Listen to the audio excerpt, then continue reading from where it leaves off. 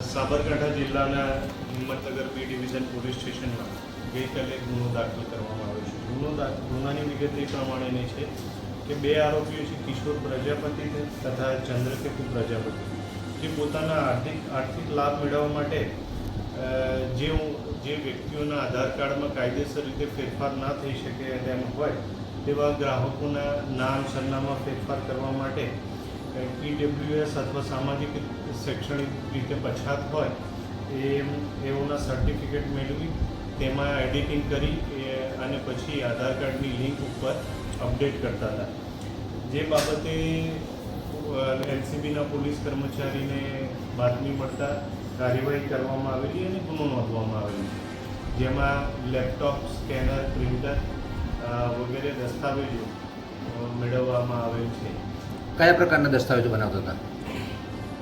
એ જ કીધું કે જેના આધાર કાર્ડમાં કાયદેસર રીતે ફેરફાર થઈ શકે તેમ ના હોય એના માટે એ લોકો એડિટિંગ વગેરે કરી અને એને આધાર કાર્ડની સાઇટ ઉપર અપલોડ કરતા. અત્યાર સુધીમાં કેટલા પ્રકારના આ લોકોએ સર્ટિફિકેટો બનાવ્યા છે? આધાર કાર્ડમાં છેડછાડ જેવું કોઈ સામે આવી તપાસમાં?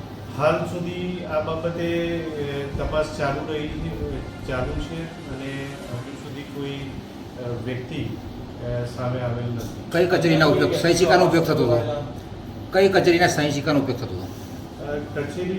કોઈ કચેરીના સહી સિક્કાનો ઉપયોગ એટલે હિંમતનગર પાલિકા અને ગ્રામ પંચાયતના ને એ લોકો જ પોતે સહી કરી રહ્યા હતા. અન્ય કોઈ વ્યક્તિઓ સંડોવાયેલા હોય? હાલ આ બાબતે તપાસ પ્રાથમિક તબક્કા ઉપર છે અને આગળ તપાસ ઉપરથી જે પણ કોઈ સંડોવાયેલા હશે એમના વિરુદ્ધ કાર્યવાહી કરવામાં. કોઈ સરકારી સહાયતા, કોઈ સરકારી નોકરી માટે આવા પ્રમાણપત્રનો ઉપયોગ કર્યો એવું કોઈ સામે આવ્યું?